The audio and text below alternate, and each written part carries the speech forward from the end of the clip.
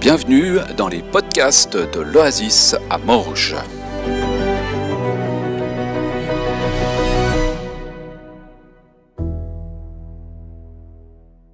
Grandir dans l'amour, c'est le thème d'aujourd'hui. On poursuit notre série sur l'amour et puis, bien entendu, on fait le lien avec aujourd'hui, le jour de Pâques. Et j'avais justement envie de vous le faire dire aussi, on ne le voit pas très bien, mais c'est Christ est ressuscité. Il est vraiment ressuscité. Amen, alléluia d'ailleurs. Et puis c'est le cri de victoire des chrétiens, ça c'était vraiment quelque chose de magnifique, je pense. Enfin, voilà, on va y revenir dans un tout petit moment. Puis j'avais aussi un petit gag à vous passer, peut-être vous le connaissez déjà, c'est les disciples qui sont devant l'entrée du tombeau, et puis il est vide, et puis tout d'un coup il regarde sur son smartphone, puis il dit « Ah, il a changé son statut sur ressuscité ». C'est un peu anachronique, mais voilà, c'était juste détendre un petit peu notre atmosphère. Aussi, on est dans la joie ce matin, je crois. Ouais. Qu'est-ce que ça change ? Qu'est-ce que ça change ? C'est la question que j'ai laissée cette semaine à celles et ceux qui ont suivi nos petites capsules sur Internet. La dernière question que je leur ai posée, c'est « Qu'est-ce que ça change ?» Qu'est-ce que ça change dans ta vie que Christ soit mort et ressuscité ?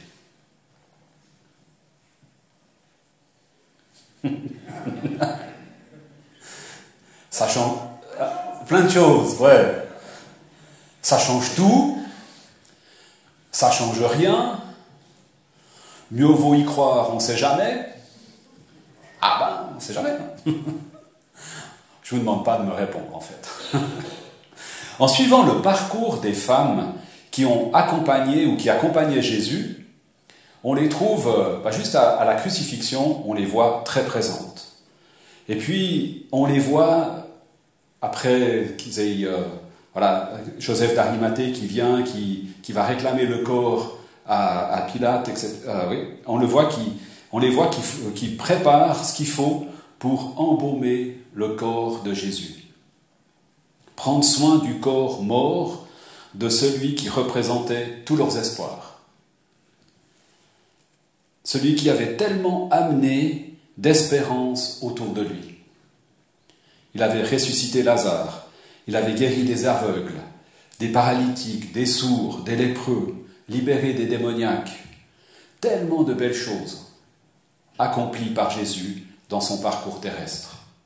Et le voilà étendu dans un tombeau, une énorme pierre roulée devant l'entrée, pour protéger le corps des chacals et autres bestioles. On reviendra après le Shabbat pour l'embaumer. Aux premières heures du jour, dimanche matin, les voici devant le tombeau. La pierre a été déplacée. Le corps de Jésus n'est plus là. 2 hommes, 2 anges, apprennent à Marie que Jésus est ressuscité. Une personne lui parle. Elle se retourne, Marie. Elle reconnaît Jésus. Et du coup, tout l'espoir renaît. Toute la vie reprend. Tout devient possible. En tournant le dos au tombeau, Marie se tourne vers la vie, vers Jésus-Christ. La résurrection rend à nouveau tout possible. La mort est derrière et la vie est devant. La mort n'a pas résisté à la vie, à l'amour. À la fin, c'est la vie qui gagne. J'aime bien cette petite formule, elle est sympa. À la fin, c'est la vie qui gagne. Et je suis donc heureux d'entendre tous ces « Amen » dans vos cœurs. À la fin, c'est la vie qui gagne. Jésus avait dit quelque temps avant sa mort, « Il n'y a pas de plus grand amour que de donner sa vie pour ses amis. » Il n'y a pas de plus grand amour que de donner sa vie pour ses amis. Et c'est ce qu'il a fait. Il a donné sa vie pour ses amis et pour celles et ceux aussi qui ne sont pas ou pas encore ses amis. Qu'est-ce que ça change ? Pour Marie, cette résurrection a tout changé. Pour les disciples, la résurrection change tout. toutes leurs perspectives tout d'un coup sont chamboulées. On ne sait pas ce qu'ils pensaient pendant ce jour du Shabbat, là. Vous n'avez rien à faire, Jésus est mort. Qu'est-ce qu'ils pensaient dans leur tête, leur avenir professionnel, leur vie, etc. Tout d'un coup, Jésus est là, vivant. Et ça rechamboule tout ce qu'ils avaient déjà pensé le samedi. Après la résurrection, ou avec la résurrection de Jésus, une page se tourne. Il y avait le monde d'avant et il y a le monde de maintenant. Complètement différent. Il y a quelques semaines, Vincenzo. Vous voyez, c'était pas loin, mais quand même. Donc, pardon, excusez-moi. Il y a quelques semaines, donc Vincenzo nous rappelait que l'amour est un don et l'amour se donne. Hein?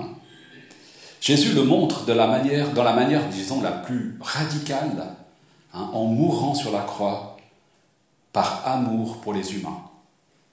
Je crois qu'il n'y a pas plus radical que ça, en fait. Donner sa vie pour ses amis.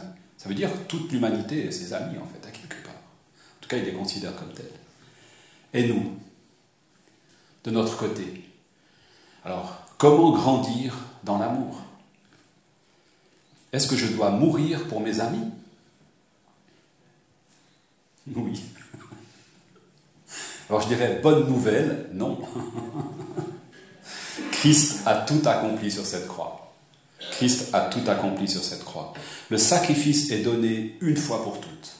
Une fois pour toutes. Alors ce commandement d'amour que nous donne Jésus, à quoi sert-il? Il est reflet de l'amour que Christ a pour nous. Reflet de l'amour que Christ a pour nous. Il est manifestation de Christ dans le monde. Il est le moyen par lequel nous montrons Christ autour de nous. C'est à l'amour que vous avez les uns pour les autres que tous verront que vous êtes mes disciples, dira Jésus. Alors, comment grandir dans l'amour? Comment est-ce qu'on peut grandir dans l'amour? Jeudi soir, on a abordé les langages de l'amour dans un petit partage biblique. Puis ça a été repris aussi dans quelques groupes de connexion, groupes de prière. On a abordé les langages de l'amour. Vous savez, ces 5 langages de l'amour que Gary Chapman a développés, mis en évidence, principalement d'abord pour l'accompagnement des couples. 5 paroles, 5 langages d'amour. Les paroles valorisantes, les cadeaux, les moments de qualité, le toucher, les services rendus. 5 manières de parler et de dire notre amour. Comment est-ce que je peux concrètement grandir dans l'amour pour celles et ceux qui m'entourent? Très concret, dans mon couple, dans ma famille, dans mon travail, dans mon quartier, dans mon immeuble. Très concrètement, tu peux donner des paroles d'encouragement. C'est toujours sympa d'encourager quelqu'un. Il y a au milieu de nous plusieurs personnes qui sont, j'appellerais ça, des encourageurs. Vous savez, c'est pas juste vous dire « Ah ben c'était sympa le culte ce matin », mais ils viennent vous dire pourquoi c'était sympa, et puis qu'est-ce qu'ils ont vécu, et puis comment ils le vivent, et puis qu'est-ce que ça leur apporte dans leur vie. Et moi je trouve que c'est encourageant d'entendre ça. Voilà, petit exemple. Tu peux offrir aussi un cadeau qui fera plaisir à celui ou à celle à qui tu l'offres. Pas le vieux truc que tu veux plus, puis que tu vas enfin te débarrasser en le donnant à Vincenzo, tu vois. Non, un truc qui va vraiment lui faire plaisir. Enfin, je sais pas, tu as ton anniversaire bientôt. Ah bah. Tu peux offrir pour les temps de qualité de ton temps. Peut-être juste écouter l'autre, être l'oreille attentive, vous savez. Juste écouter, entendre. Ça fait tellement du bien quand on peut se dire, suivant les situations dans lesquelles on est, déjà simplement de pouvoir se dire à quelqu'un qui nous écoute concrètement, réellement, qu'est-ce que ça fait du bien. Tu peux avoir aussi un geste affectueux, poser ta main sur l'épaule d'un ami. Peut-être c'est juste ce qu'il avait besoin. Un sourire, parfois, ça suffit pour témoigner de l'amour et de la compassion. On peut rendre un service, descendre la poubelle de la voisine qui est malade, par exemple, faire une course, garder les enfants pendant que maman va faire ce qu'elle a besoin de faire, ou se rendre chez le médecin, comme ça. Réparer l'ordinateur d'un ami, par exemple, des fois, ça peut rendre service. Il y a du concret là-dedans. Conduire une personne, accompagner, faire une sortie. Voilà, il y a plein de manières en fait de rendre service. Quelques manières concrètes pour faire grandir notre amour. Je pense qu'on a un peu tout ça en nous en fait.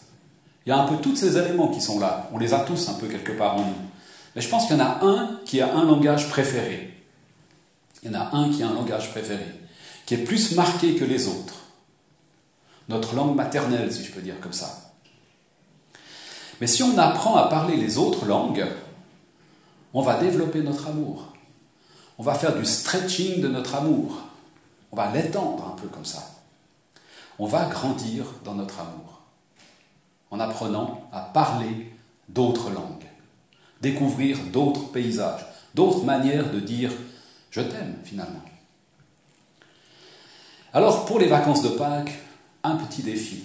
On aime bien les petits défis chez nous. Hein. C'est pour ça que vous êtes là d'ailleurs. Il n'y en a pas toujours. Alors, la question c'est, quel langage vas-tu muscler pendant tes vacances? Faire un peu de la musculature, de l'amour pendant nos vacances. Est-ce que ça va être les paroles valorisantes, encourager autour de toi? Est-ce que ça va être les cadeaux? Mettre par exemple tes dons en action, c'est aussi un cadeau ça. Les moments de qualité, prendre du temps avec quelqu'un, ou le toucher, prendre tes enfants dans tes bras, ton conjoint. Les services rendus, je suis sûr qu'on va trouver à qui et comment rendre service à quelqu'un autour de toi.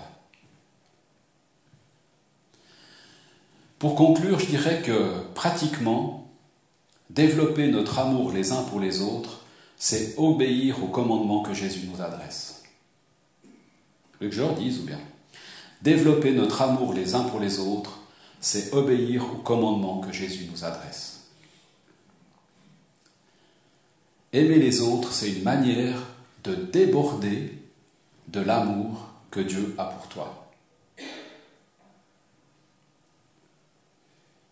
Si les gens constatent par l'amour que nous avons les uns pour les autres que nous sommes le disciple du Christ, c'est une manière de rayonner autour de nous.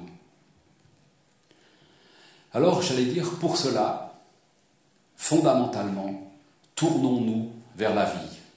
Tournons-nous vers Jésus-Christ. Comme Marie qui s'est détournée du tombeau pour se tourner vers Marie, tournons-nous vers la vie. Tournons le dos aux conflits stériles. Il y en a tellement qu'on pourrait... Il y a du choix, quoi. Laissons-les dans le tombeau, finalement. Tournons-nous ensemble vers celui qui nous appelle par notre nom. Alors comme je ne connais pas tous les noms de tout le monde, je ne vais pas me lancer, mais Christ nous appelle chacun par notre nom. Chacun et chacune. Et nous verrons bientôt, après les vacances de Pâques, ce beau texte de 1 Corinthiens 13 qui parle de l'amour. Il y a Noémie qui est en train de préparer quelque chose là autour, on se réjouit de l'entendre. Dans tout cela, dans ce parcours, ce que nous vivons, ce que nous aspirons vraiment au fond, c'est que la gloire revienne à Dieu. Hein? Soli Deo Gloria. C'est vraiment notre objectif.